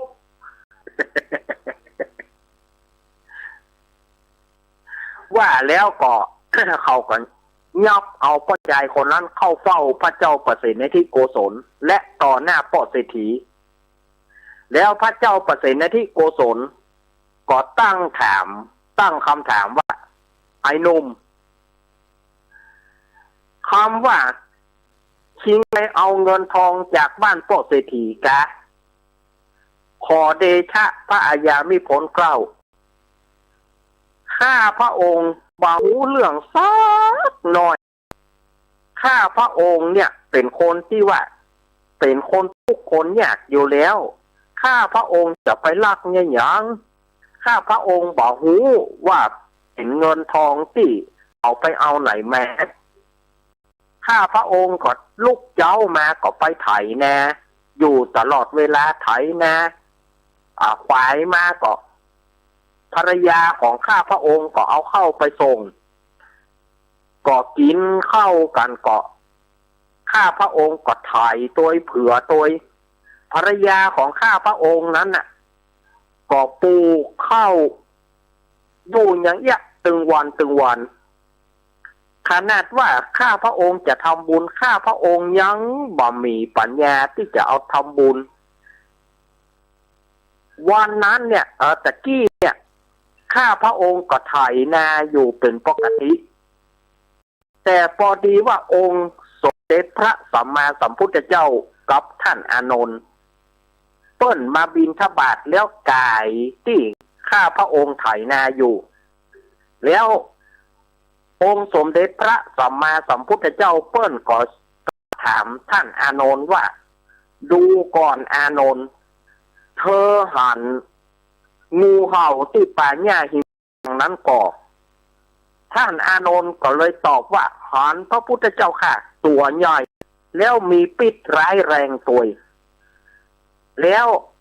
องค์สมเด็จพระสัมมาสัมพุทธเจ้ากับท่านอานนท์ก็จากไปข้าพระองค์ก็ยังเสาะหางูหากว่ามันมีหั่นข้าพระองค์ก็จะฆ่ามันจ้ะเพราะว่างูเห่าจะเป็นอันตรายต่อข้าพระองค์แล้วอันตรายแก่คนอื่นที่จะสัญจรไปมาข้าพระองค์ก็เลยคิดว่าถ้าหอนงูตัวนั้นก็จะฆ่าเหียก็เลยไปเสาะหาที่ป่าหญ้าแห่งนั้นแต่ก็ไปปะใส่ถุงเงินถุงทองที่มันวางอยู่หั่นถุงนึงข้าพระองค์ก็เลยว่าไผ่เอาถุงอะไรอย่างมาไว้นี่ข้าพระองค์ก็ได้แกะพอเมื่อแกะพอก็หั่นเป็นแก้วแหวนเงินทองข้าพระองค์ก็บ่ฮู้ว่าเป็นของไผข้าพระองค์ก็เลยเอาไปไว้ที่ป่าหญ้าที่เดิมแล้วข้าพระองค์ก็มาไถนาขณะนาอยู่นั้นน่ะคนใจของพ่อเศรษฐีก็มาปะเข้าใส่ถุงเงินแล้วก็ตีโพยตีพายว่าข้าพระองค์เนี่ยเป็นคนเอาเป็นคนลักก็เลยยับข้าพระองค์ได้ตึงศอกตึงเข่าแม่ไม้มวยไทยลำเข้าใส่ข้าพระองค์แม้นภรรยาของข้าพระองค์จะทัดทานจะอู้ว่าข้าพระองค์บริสุทธิ์เขาก็บ่ฟัง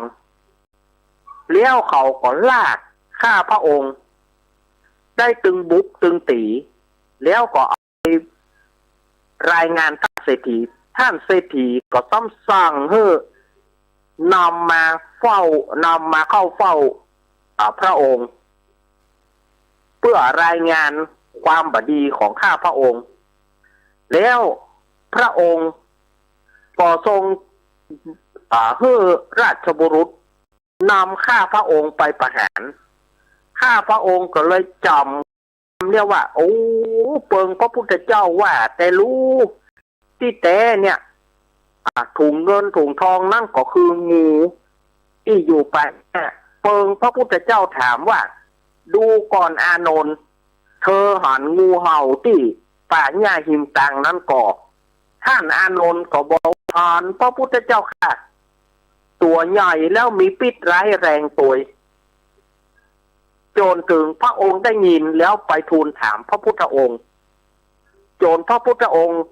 รับรองว่ากรรมนี้เป็นสัตว์จริงข้าพระองค์บาได้ลักเลยข้าพระองค์บอกมีส่วนหูส่วนหัน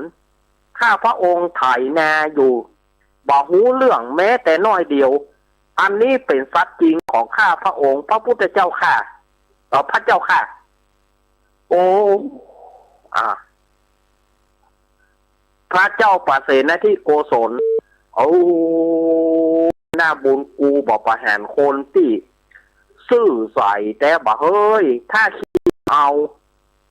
กูว่าคิงต้องเอาตั้งแต่แรกแล้วกูก็หุ่นหันพันแล่นไปหน่อยบอกเฮ้ยหน้าบุญคิงหน้าบุญกูบอกใจบอกหุ่นหันพันแล่นหน้าบุญกูบอกตั้งประหารคนที่บริสุทธิ์อย่างมึงเอาละว่าได้พ่อเศรษฐีถ้าบ่ได้เอาพ่อเศรษฐีก็ขอโทษเตอะบ่เฮ้ยขอโทษเตอะ บ่หูด้วยความโกรธเนี่ยนะสถาญาติโยมด้วยความโกรธนี่นะความโกรธเนี่ยมันทำให้ยั้งคิดได้นะทำให้บ่มีความยั้งคิดโกรธแล้วมันตึงบึกมันตึงให้เอาอย่าตายแต่เนาะพระเจ้าปเสนที่โกศลก็เลยบอกวางเชามาหั่นจางลงเจ้ามูครบปล่อยพ่อใจคนนี้ครบ มันจะไปหากับปู่เปา เนาะเอาเล่นกับบ่ได้เด้อสถานญาติโยมเอาให้มันม่วนเนาะเอาให้มันม่วน แล้วก็พระเจ้าประสิทธิที่โกศลก็เลยสั่งโปรดพระชายคนนั้นแล้วก็พระราชทานทุนทรัพย์พระราชทานแก้วแหวนเงินทองให้พระชายคนนี้แล้วก็ป่อเศรษฐีก็มอบถุงเงินนั้นเอาให้กับพระชายคนนั้นไปบอกว่าเอาไปเป็นรางวัลของมึงได้ความซื่อสัตย์ของมึงกูขอโทษเตอร์บันเนอร์ตั้งแต่นี้เป็นต้นไปมึงจงเป็นลูกบุญธรรมของกูมึงจงเป็นลูกบุญธรรมของกูตั้งแต่นี้เป็นต้นไปมึงเป็นลูกบุญธรรมกูเนอร์ก็เอาเข้าของเงินทองเฮือแถมพ่อชายคนนี้ก็เลยได้อิสรภาพได้คืนมาเนี่ยคนดีก็ผีคุ้มนะสถานญาติโยมนะเมื่อไปถึงหน้าวัดเชตวันพ่อชายคนนี้ก็ค้านจะไปเฝ้าพระพุทธเจ้าก่อเนื้อตัวมอมแมมเนาะโดยขี้เปอะขี้โลโดยเขาหลากเขาตีก็เลยโยกมือไหว้ดาบลงที่ประตูวัดพระเชตวันนะบอกว่าอุ้ยขอบคุณองค์สมเด็จพระสัมมาสัมพุทธเจ้าและพระท่านอานนท์ถ้าบ่มีท่านทั้งสองข้าพระองค์ตายแน่ก็เลยไหว้แล้วขอถึงซึ่งไตรสรณคมคือพระพุทธพระธรรมพระสงฆ์เป็นที่จังที่เปิ่งแล้วจากนั้นเขาก็เข้าวัดเข้าวาเมื่อลูกใหญ่มาเขาก็พาลูกเข้าวัดเข้าวาแล้วในที่สุดลูกเขาก็ได้บวชเป็นสามเณรในที่สุดลูกเขาก็ได้สำเร็จพระอรหันต์รูปหนึ่งแล้วตัวเขาเองก็ได้ถึงโสดาบันได้เป็นอริยบุคคลมีดวงตาหันธรรมนี่แหละสถานญาติโยมผลของการทำความดีเนาะผลของการทำความดีเนี่ยสถานญาติโยมจำเอาไว้เนอะเนาะ ถ้าบ่มีวาจาตอนนั้นก็ถ้าบ่มีพุทธพจน์ของพระองค์พระพุทธองค์พ่อใจคนนี้ก็คงตายแน่ๆเนาะพุทธพจน์ที่พระองค์พระพุทธองค์ถามพระอานนท์เนี่ยถ้าบ่มีกรรมนี้ขึ้นมาพระเจ้าประเสนที่โกศลก็คงประหารชีวิตเขาไปแล้วเนี่ยคนดีทำความดีไว้เตอะสถานญาติโยมช่วงเข้าพรรษานี่ก็ทำความดีไว้เนอะทำความดีเอาไว้สถานญาติโยมจะไปทำบุญที่ไหนอนุโมทนาบุญตัวเองสถานญาติโยมจะ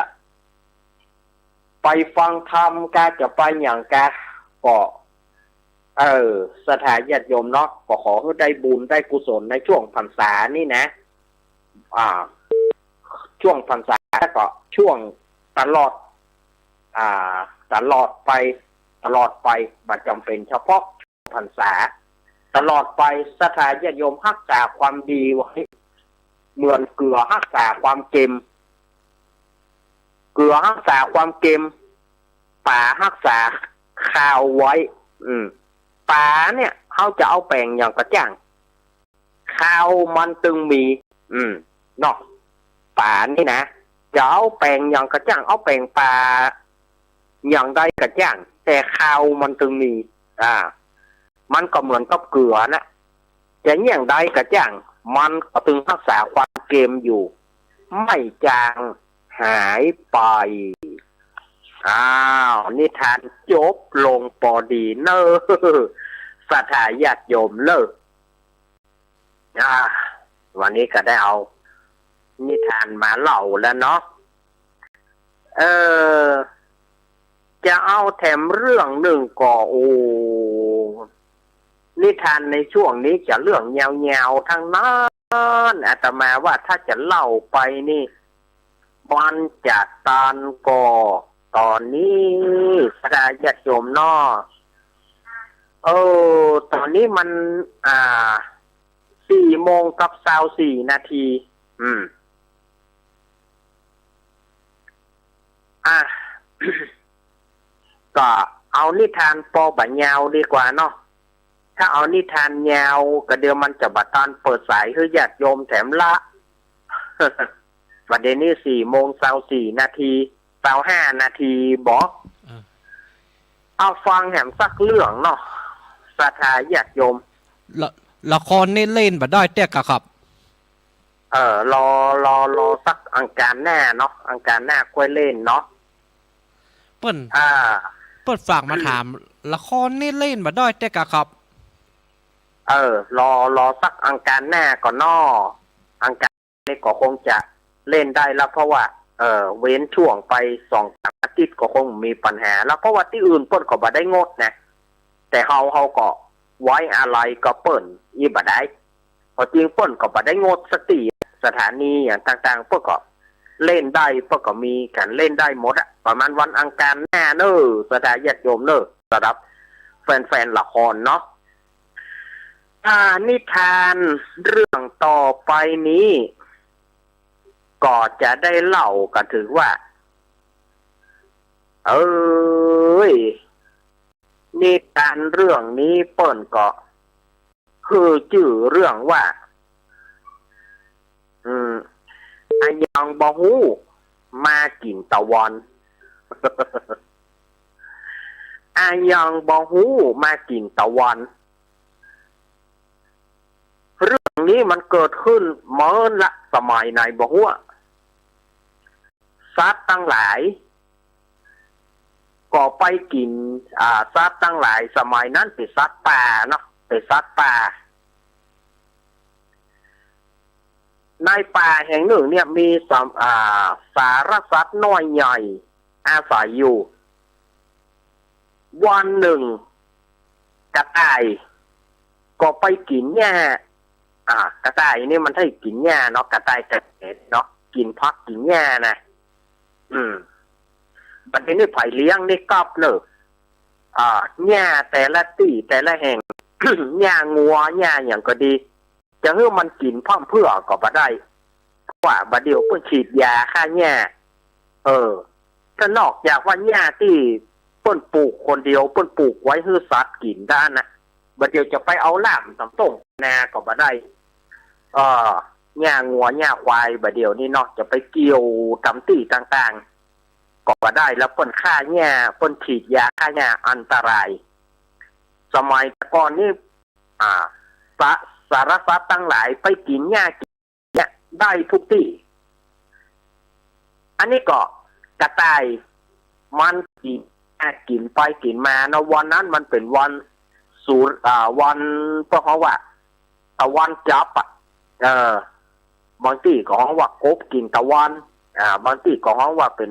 วันสุริยะวันจับ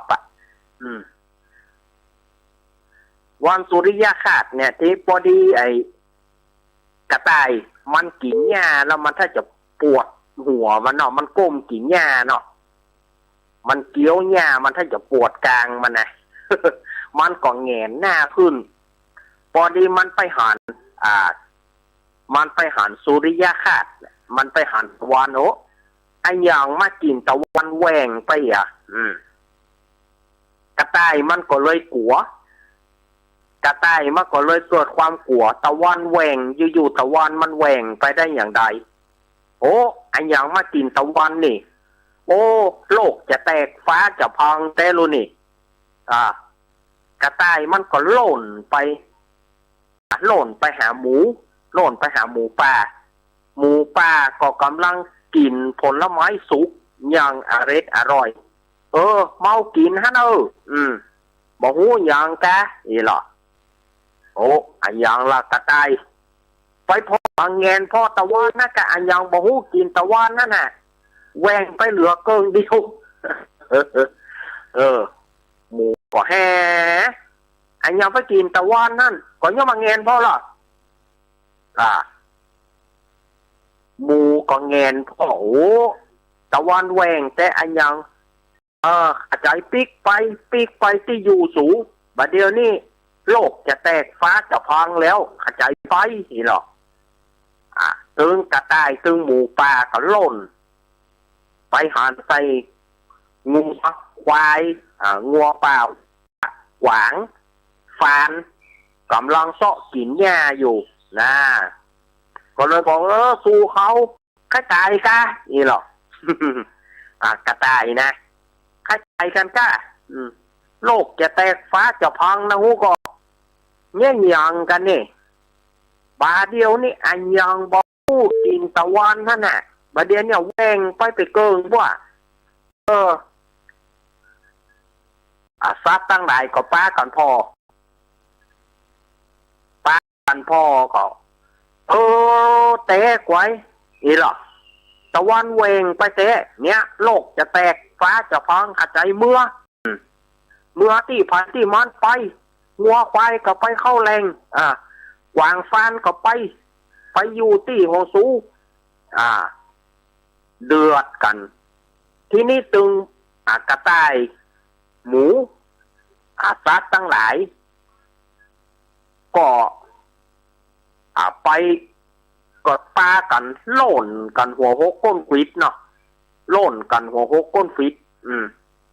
ที่นี่ก็ไปหันใส่หมาผีหมาผีหรือว่าหมาจอกนี่นะมันก็หอนอยู่วอเนาะ อันตัวหอนมันมีหรอ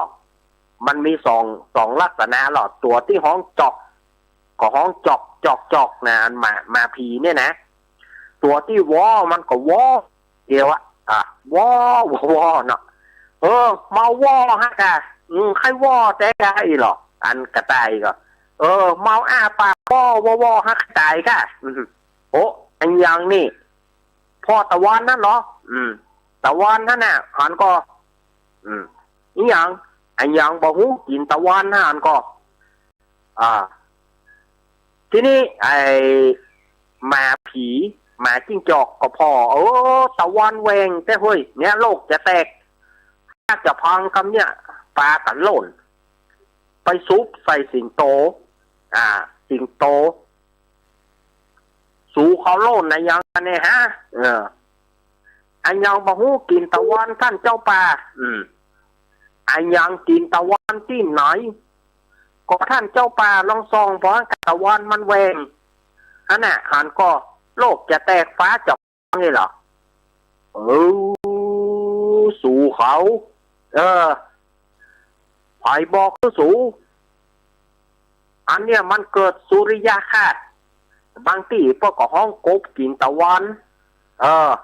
มันเลยแวงเพราะว่าแสงเดือนแสงจันทร์บังมันก็เลยหันเขาก็เลยหันว่ามันสีจะแวงไว้เพราะจริงมันบัดใจมีอะไรอย่างหรอกมันเกิดปรากฏการณ์ธรรมชาติบางทีก็มันปิดมากินเดือนบางทีก็ปิดมากินตะวันเมินไหนมันจะเกิดขึ้นแล้วอันนี้ไผ่ไปคนไผ่เริ่มต้นกระต่ายกระต่ายตื่นตูมมันบอกมีอย่างหรอกมันเป็นปรากฏการณ์ธรรมชาติไป เขาก็เลยโล่งอกโล่งใจกันถ้าบอกมีสิงโตเจ้าป่านี่ได้นักแก่พ่อเนาะ อันยังบอกหูกินตะวันเรื่องนี้จะแต้กับบ่แต้บ่เด้อเปิ้นเล่ามาอาตมาภาพก็เล่าไปนะได้เวลาเจมแล้วเนอะได้เวลาเจมละอาตมาจะเปิดสายแล้วเด้อวางสายแล้วเนอะวางสายแล้วเนอะ0877611775เอาไปจะโทรเข้ามาอยู่จุดไหนตั้งได้โทรมารู้โทรมากับความรู้เนาะตีก็หาวันนี้แมลงนี่ไผ่จะโทรหาอาตมาพ่อโทรมาเนอะ10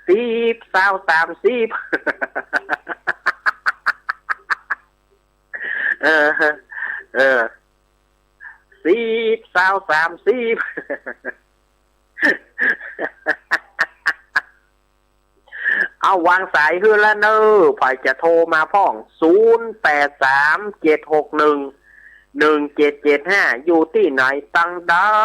ลองโทรมาพอล้อโทรมาอู้มาจากกันพ่องจะไปป่วยหื้อเหงาคนเดียวไปป่วยหื้อเหงาคนเดียวเนอะโทรมาพ่องโอ้มีใครสักคนบ่มีอยู่เอาไปคิดจังเจริญปอนโอ้ยสาวเจ้าอยากตั้งใดแม่แหวกสมบูรณ์มันไหลสีละท้องโอ้แม่สมบูรณ์บ้านไร่สีลาทองก็ที่ว่าปั้นยั้งมือรถคัดตาได้อาทิตย์ของคนจังมาห้องไอห้องจะแจ้งอีกนั่นมาทำเรื่องกันเนาะอันนั้นทำเรื่องแม่แม่อย่างห้องมันกับแจ้งมือจะนั่นเขาเอาไปมาขัดที่ละอันนั้นแถมอย่างหนึ่งแต่ก็เลยจำได้ว่าจะไกลไปด้วยขันเต่าประเดียวเนาะไกลก็เลยได้ขันเต่าประเดียวมันได้หูทิพย์เราแม่มันได้หูทิพย์เรามันฟังกล่องพระอินทร์หรอกกระเดจะเอามาเล่าวันหลังเนาะครับ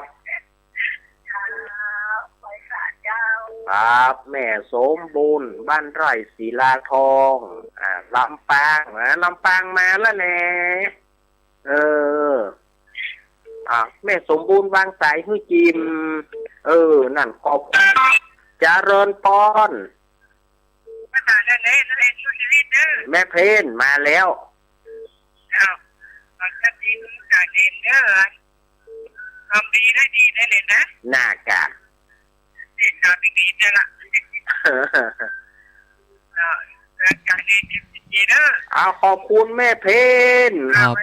ขอบคุณแม่เพนโคตรสู้ชีวิตเกินแสนนักดึกเกินหมื่นแล้วก็ขอบคุณแม่เพน083เกินหมื่นแล้วครับขอบคุณแม่เพนครับผม0837611775แม่เพนเกินหมื่นละ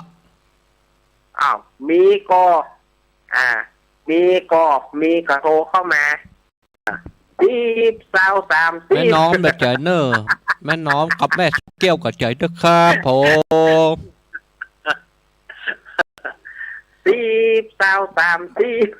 แม่น้องกับแม่สุเกี้ยวไม่น้อยแต่ใจดื้อ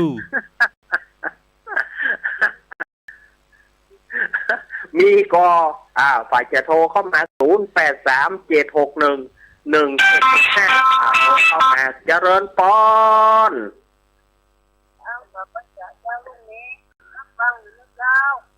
แม่เรือนเกี้ยวแกแม่เรือนเกี้ยวเนาะครับได้กวางมันม่วนใหญ่ดี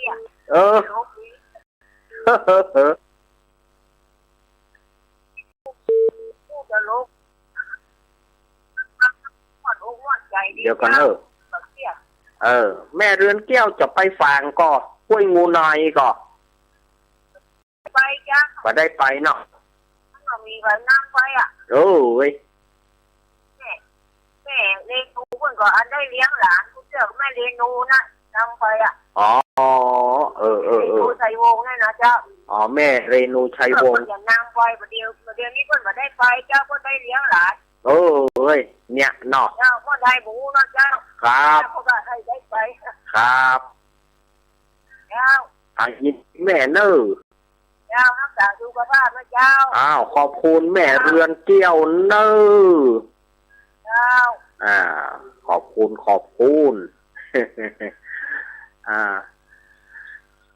แม่เรือนแก้ววางสายฮือกำขอบคุณอันนี้สารปีมาลำปางมาละตะจางมาละแน่ฝ่ายจะโทรมาแถมตะกี้ตืดเข้ามา0837611775เข้ามาเนอะสถาญาติโยม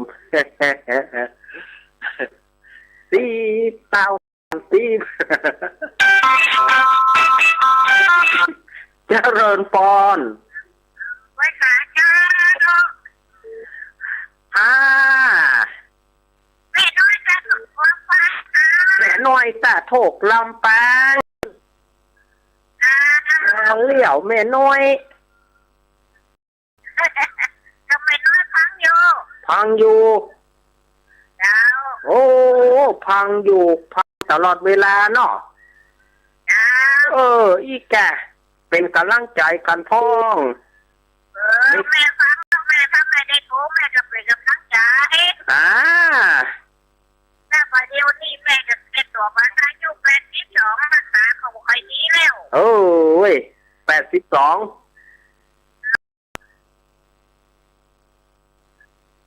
พ้นไปบรรลุพ้นไปบรรลุได้ละ แล้วว่าน่าจะได้มาเนาะลูกแม่น้อย เนี่ยได้มันเนาะแม่นอ ร่างสังขารเขาบ่ให้ดูนี่ค่ะ เอ้าคะแนนว่าคะแนนว่าเขาโทรได้ฟังทำได้ปอละแม่ แม่เขาฟังคือว่า ครับ แรงว่าแม่เขาฟังคือว่า อันจะเริ่มยกวัดมาบ้านเข้าภาษาวันที่28เนอะยินดีเนอะ เขาตามแม่ไปก็จะไปได้แม่ตามมาแม่ไปก็ไปบ่ได้อ่ะ เพิ่นต้องต่างไปกันนอกอ้าวยินดีแม่เนอะ แม่มีกำลังใจนะ สาธุเนอะแม่น้อยบ้านตาโทกแม่ลำปางแม่น้อยตาโทกลำปางแม่น้อยวางสายให้จิมเปิ่นสายเข้าแม้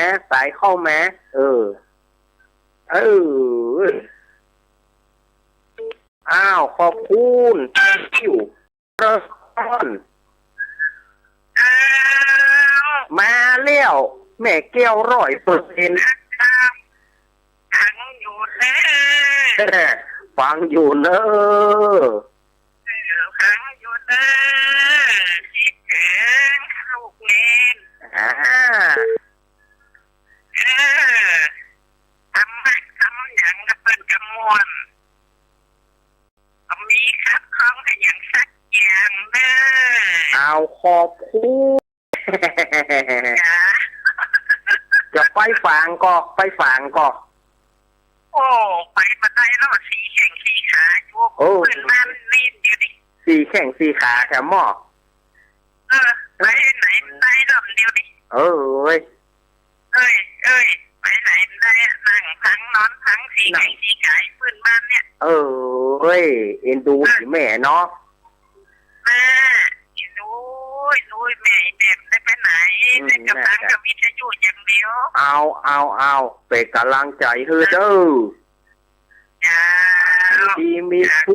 อยู่ดีมีสุขแม่แก้วเล่นมาแล้วเป็นกำลังใจเด้อยินดีแม่เนอะแม่แก้วแม่แก้วสิงแก้วแม่แก้วสิงแก้วยินดีหน่อยแม่เนอะ0837611775เอาโทรเข้ามาเนอะ0837611775ประเด็นนี้บรรยากาศมันเข้าดูเหมือนกับกลางวาจานี่แม่เหมือนเรื่อง11 12มันเป็นอุ้งจุ้ง มันอย่าใดเนี่ยฮะมันมีหั่นยังจุ้งไว้เจริญปอนจากไหนจากไหนอีแม่จากกระปังเจ้าแม่ยังแม่พี่สมัยเจ้าแม่พี่สมัยกำลังวันนี้ฟ้าฝนจะตกฝนจะตกฝนจะตกเอาก้อยไม่เอานะเจ้าก้อยพ่องพ่องเจ้าไปก่อยนะเจ้าเป็นห่วงฝนจะตกก็มันเป็นอุ้งจุ้งอย่าว่านะมันเหมือนกับ มันเหมือนกับไอ้บรรยากาศหน้าหนาวอะหน้าเขาปลูกนาไหนแม่ โอ้นี่อากาศมันก็มีแอร์แต่เป็นร้อนลูกนี้ ฮ้อนนี่ฮ้อนนะ โอ้โห มันเป็นเนี้ยมันบรรยากาศมันเหมือนอุ้งจุ้งจะได้หุน่ะ มีกระตังยังมีเนาะม่วนเนาะวันนี้ ครับ เอาใจกันเป็นกำลังใจเด้อ อ้าวยินดีแม่พี่ไม้ เอาดูแลสุขภาพด้วยเด้อ ครับ ได้ไหมผมมัน ยินดีเจ้าแม่ เอาไว้ แม่ ทาน พี่ ข้าว ไม้นางแร่ลำปาง โอ้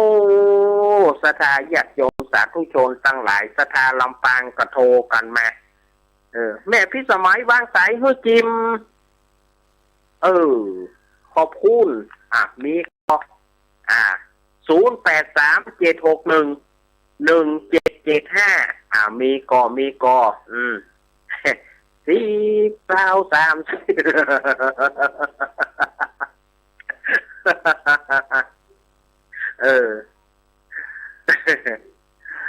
ใจนะมีไฟเขาก็เอ็นเว้นนะกันเนาะ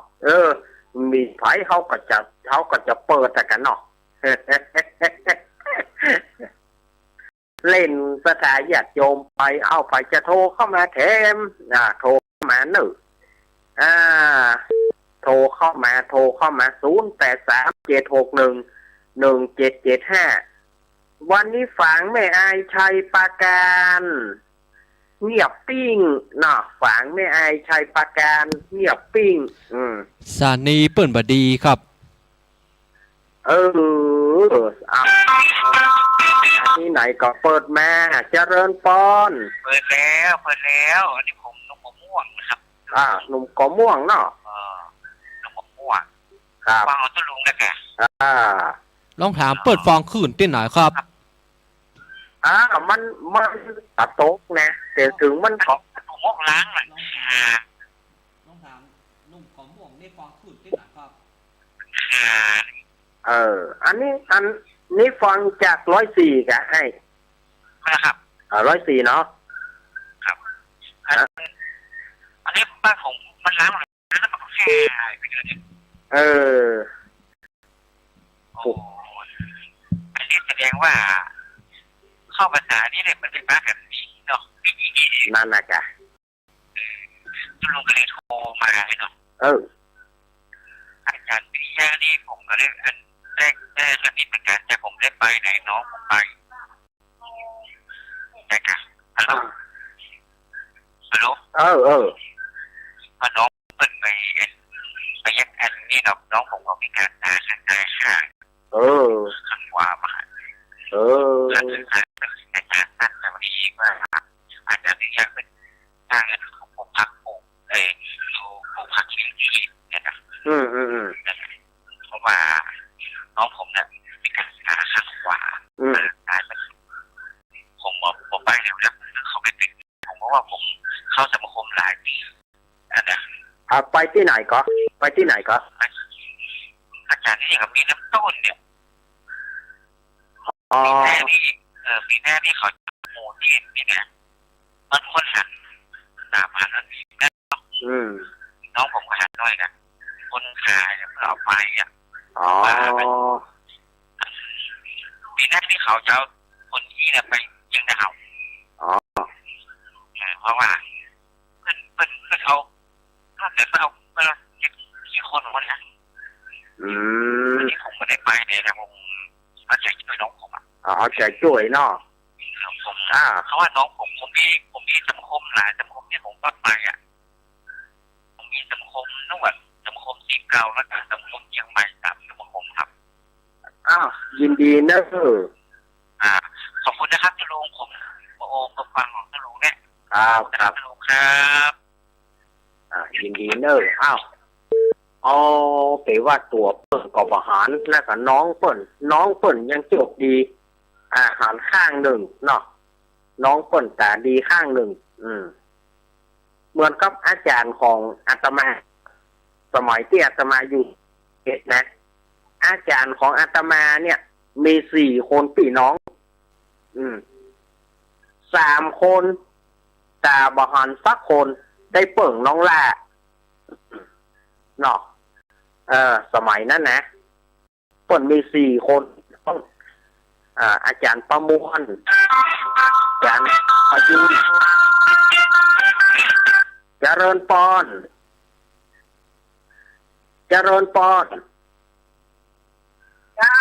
โอ้สิแล้วใช่จังโคตรพอชิคกี้อยู่ที่ไหนแม่จากไหนลำปางเจ้าลำปางแม่หยังแม่หลานได้โทรมาครับแต่พันดูค่ะผมก็ได้โทรเลยแม่หลานนี่เนาะบ้านหยังแม่อยู่บ้านป่าเลวไอ้เนาะจ้าผมก็เจ้าผมตอนนี้ขายเขาไปครับเพราะว่าแถวนี้ก่อยแม่โทรแม่ไปตัวเต้นดึงหมดเหรอกูเตียก็กระพังเหมือนกันน้องเจ้าว่าฟังนะฟังกูข้างอ่ะฟังกูค้างแต่ว่าบ่มีโอกาสได้โทรไอ้เนาะจ้าว่าข้างกระโทรปฏิบัติการเพิ่นโทรบัตานก็เลยบัตโทรไอ้เนาะแต่ว่าขอเป็นคนฟังไอ้เนาะทุกข้างอ่ะยินดีหลายๆยินดีหลายๆถึงแม้ว่าได้ฟังกันก็ดีแล้วแม่เนาะครับว่าจะได้ไปไหนนะเดี๋ยวนี้นะอย่างกระบะขาแล้วที่แข่งขากับที่ตากับที่เฮ้ยอันสังขารธรรมแม่บ่ต้องไปอย่างมันเนอะครับยินดีแม่เนอะยินดีเนอะตะกี้เนาะพูดถึงอาจารย์หัวสมานะบัดเดี๋ยวนี้เหลือเท่าไหร่บัดเดี๋ยวนี้เหลือ3ได้กันเนาะอาจารย์ประยุนบ่มีละเหลืออาจารย์ประมวลบุญมีนี่บัดเดียวเปิ้นวัดส่งเนี่ยเจริญพรมาสบายอยู่เลยยายพรยายพรนี่แน่ฝนตกได้มาอีกทีฝนตกมาหน่อยน้อยเดียววันนี้มันตกหน่อยเดียวบัดเดียวมันไปแหมยังนะแม่อันยายพรมันน้อยเดียวด้านนะล่างก็เดี๋ยวหายไปเหรอบัดเดียวตกบ่เป็นน้ำเป็นเนื้อนะบัดเดียวมันจะเป็นอันนะ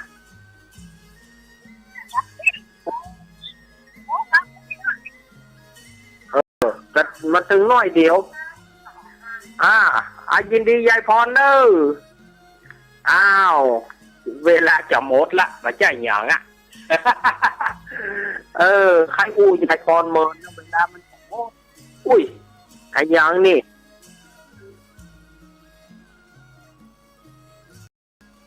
บัดเดียวก็